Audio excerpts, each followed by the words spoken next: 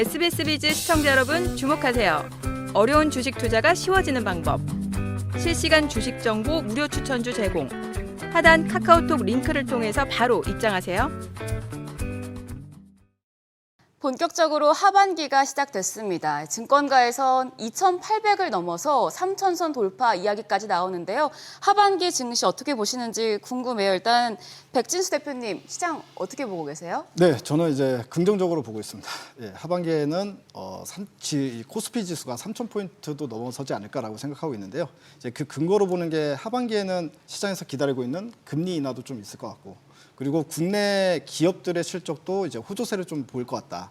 그리고 이제 S&P 500 대비해서도 우리 코스피 지수가 이제 워낙에 저평가돼 있기도 하고요. 그래서 이런 이유들로 인해서 지수가 이제 올라갈 수 있지 않을까라는 생각을 하고 있는데, 이제 무엇보다 우리 코스피가 3,000포인트를 넘으려면 삼성전자 주가가 올라가지 않고는 불가능할 것 같아요. 네. 그래서 삼성전자가 좀 많이 올라가 주면 3,000포인트는 이제 자연스럽게 넘어간다라고 보고 있는데, 저는 하반기 삼성전자 주가가 상당히 좋을 걸로 예상이 됩니다.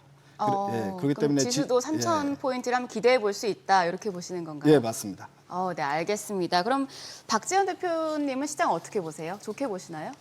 네, 뭐 비슷하게 일단은 좋게 보는 것 같은데, 하반기까지 전체를 다 보자면 그때까지는 사실 잘 모르겠는데, 일단 이 여름까지는 굉장히 좋지 않을까라고 생각을 하고 있고요.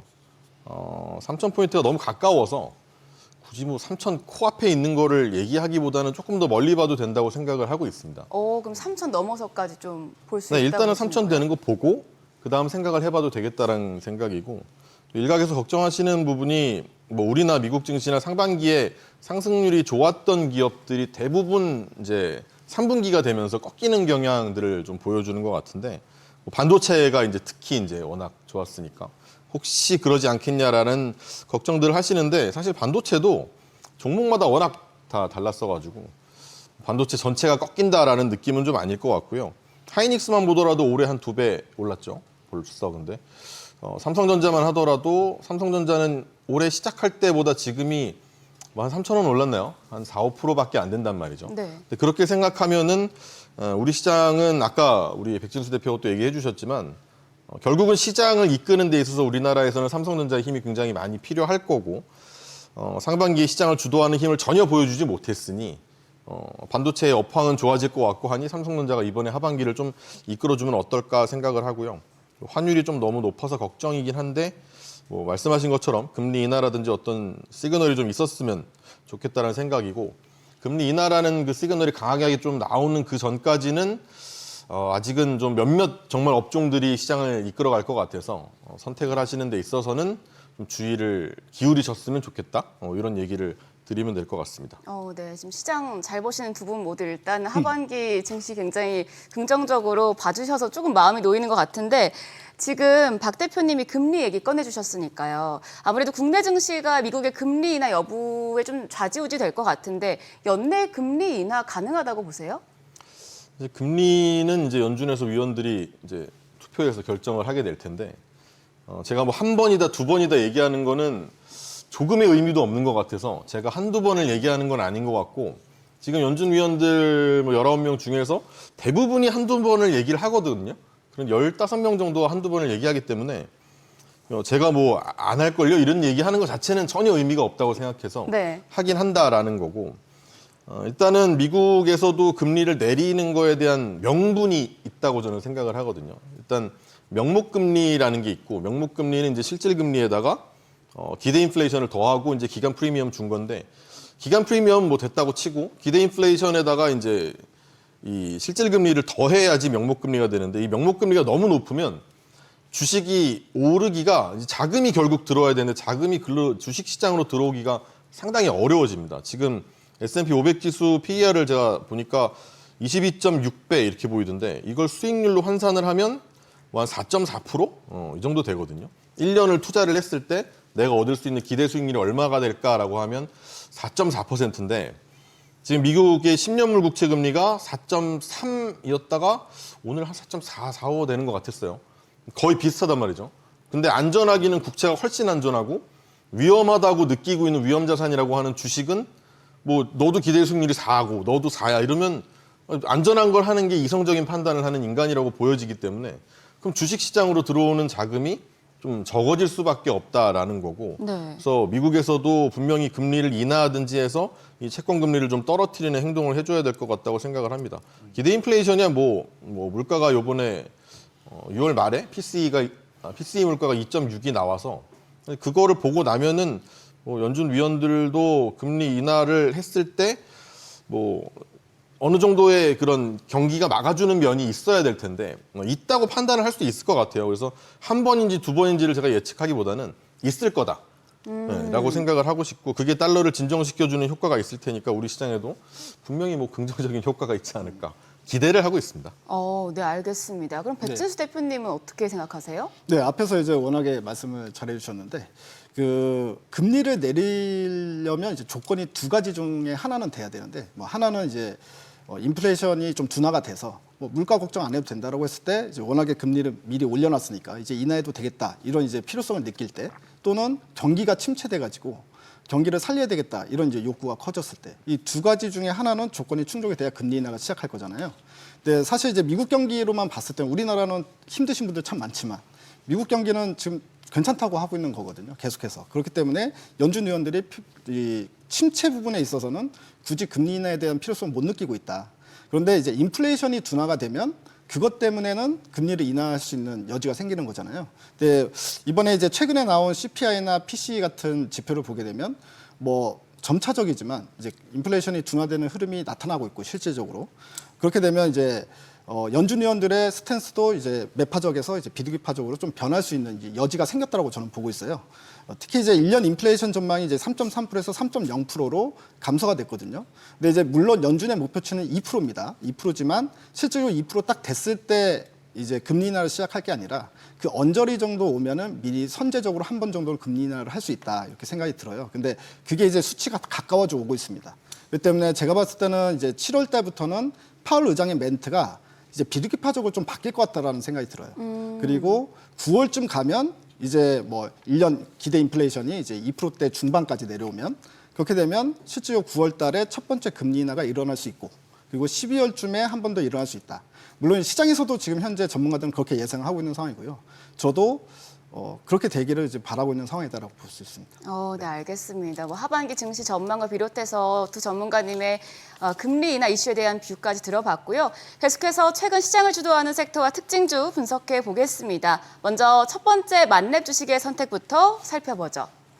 첫 번째는 AI 반도체주입니다. 그동안에 글로벌 증시를 이끈 AI 반도체주 최근에 거품 논란이 불거졌습니다. 제가 봤을 때 뭐 IT 버블 때가 생각이 나기도 하는데 이거 어떻게 접근을 해야 될까요? 계속 담아도 될지가 좀 고민이 되는데요. 삼성전자의 어떤 뭐 앞으로의 이제 잠정 실적이 남아 있고요. 그거를 보고 나서 뭐 신경을 써도 되실 것 같긴 한데 기본적으로는 잘 나올 것 같다고 보고 있기 때문에 그 얘기를 필두로 얘기를 해보면 요새 반도체는 뭐 부족하다고 합니다. 일단 뭐 HBM 얘기는 다 아실 거고 HBM뿐만이 아니라 요즘 얘기 거의 안 나오는데 뭐 기존의 디램이라든지 낸드라는 게 전부 다 지금 뭐 잘 팔려서 부족하다는 이런 얘기들이 나오거든요.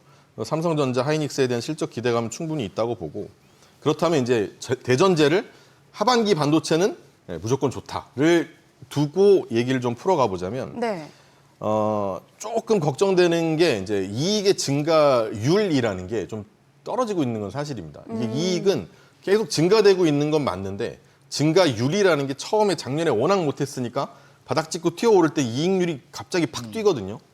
그리고 이익률이 이제 좀 정체되는 그런 시기가 이제 오는데 이게 오히려 삼성전자냐 하이닉스냐를 판단하는 데 있어서 좀 도움을 주는 그런 표지가 될 것 같다고 생각을 해요. 왜냐하면 전년 대비로 봤을 때 영업이익 증가율을 보니까 반도체 전체 업종에서 4월에 400% 나왔다가 400% 좀 안 됐었는데 6월에 한 250% 되거든요. 그러니까 이게 이익 증가율이 막 250% 되니까 대단해 보이지만 작년에 워낙 못했으니까.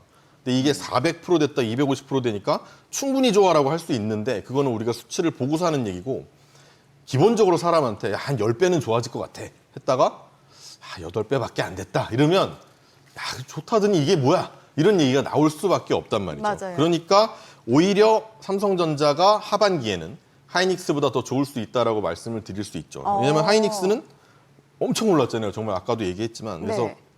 하이닉스가 너무 많이 올랐으니까 더 기대를 할 수 있는 부분도 있고 그리고 하이닉스가 이제 지금 현재 우리나라에서 시총이 2등인데 2등 기업들의 뭐 저주까지는 아닌데 어떤 한계가 좀 있는 게 우리나라 시장에서 좀 역사적으로 있습니다. 이게 우리나라 시장에서 2등을 했던 시총 2등을 했던 기업들이 바뀌어 왔지만 이 그들이 전체 시장에서 차지하고 있는 이 시총 비율이라는 게 최상단이 뭐 정해져 있는 건 아니겠죠. 언젠간 뚫고 나가겠지만 2000년 이후로 봤을 때 포스코가 2007년에 6.3%까지 커졌었고 2013년에 현대차가 5.7% 갔었고 22년에 LG에너지솔루션이 갑자기 나타나가지고 2등하고 반짝 뛰더니 그때가 7.7%였거든요. 전체 시장에서 차지하는 비중이. 근데 지금 하이닉스가 올해 오르면서 7.7%를 찍었습니다. 그리고 살짝 꺾였는데 결국 2등 기업의 시총 비율이라는 게 뭐 완벽한 한계는 아니더라도 거의 한 7.7 근처에서가 최상단이라고 만약에 본다면 삼성전자가 결국은 시장 수익률을 뛰어넘어서 이 시장 파이를 크게 해주고 하이닉스가 그렇다고 지금 주가가 밀리기에는 너무 실적이 잘 나온단 말이에요. 네. 그러니까 삼성전자가 시장 파이를 크게 만들어줘서 똑같은 7.7이어도 큰 7.7을 만들어주는 게 시장을 볼 때는 훨씬 더 편하지 않겠냐라는 거고 뭐 아까 HBM이 아니라 또 뭐 전체 반도체가 다 부족하다고 말씀을 드렸다시피 뭐 소재, 부품, 장비, 소부장이라고 소위 말씀을 하는 그런 장비나 이런 쪽에 더 관심을 좀 가지셨으면 좋겠다. 이런 것까지 말씀을 드리면 사실 반도체를 너무 좋게 얘기하는 것 같지만 하반기에는 주도주로서 괜찮을 것 같다. 이렇게 결론을 내리겠습니다. 네, 반도체주 굉장히 좋게 봐주셨는데 그럼 백진수 대표님 어떻게 보시는지 궁금하고요. 네. 지금 박지현 대표님이 SK 하이닉스보다는 삼성전자다라고 네. 말씀해 주셨으니까 지금 어떻게 생각하시는지 좀 궁금해요. 저도 이제 일맥상통하는 부분인데 아, 이제 삼성전자가 더 좋다고 예, 워낙에 설명 생각하시는 잘 거예요? 해주셨지만 이제 네. 또 추가적으로 제가 또 부연 설명을 좀 드리면 될 것 같아요. 삼성전자 저는 하반기 때 되게 좋게 보고 있거든요. 아까도 지수 3,000포인트 갈 수 있다는 것도 결국 삼성전자가 오를 거다라고 생각하고 있다 말씀을 드렸었는데 이제 반도체는 이제 두 가지 축으로 지금 봐야 될 것 같아요. 이 AI가 이끄는 쪽, 그러니까 HBM 쪽, 그리고 그 외에 뭐 스마트폰이나 PC에 들어가는 전통 반도체, 그러니까 범용 반도체 이쪽을 볼 수 있는데 지금까지는 AI만 달렸던 거예요. 반도체가.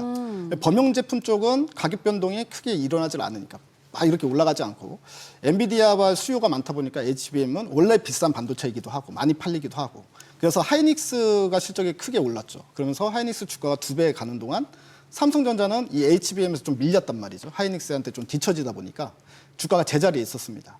근데 그러면은 이 HBM에서 가능성이 없느냐? 그렇지 않죠. 지금 삼성전자는 그 다음 세대인 HBM4를 준비하고 있는 상황인데요.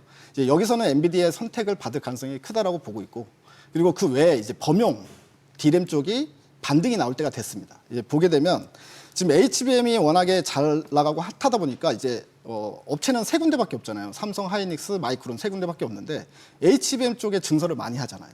그리고 기존에 돈이 안 되는 반도체를 만들던 시설을 다시 ABM 쪽으로 생산 공정 변환도 하고 있고 그러다 보니까 오히려 범용 D램 쪽도 이제 부족해지는 현상이 나온다는 겁니다. 최근에 이제 모건 스탠리에서 리포트가 하나 나온 게 있는데 이 내년에 그 메모리의 부족이 어느 정도 될 것이냐라는 걸 분석을 했어요. 그런데 HBM은 내년에 마이너스 11% 정도가 부족할 것이다. 근데 범용 D램 같은 경우에는 마이너스 23%가 부족할 것이다. 이렇게 이야기를 했거든요. 그만큼 만약에 이 HBM을 제외한 범용 D램이 부족 현상이 나타나면 자연스럽게 가격이 올라오게 되죠. 그러면 삼성전자의 실적의 상승폭이 아까 얘기했다시피 상당히 큰 폭으로 오를 수 있다. 물론 이제 하이닉스의 실적도 올라가겠지만 이 성장률로 봤을 때는 삼성전자가 더 크게 보이고 또 삼성전자가 뒤늦게 키 맞추기 형태로 수급이 들어올 가능성이 있다고 봅니다.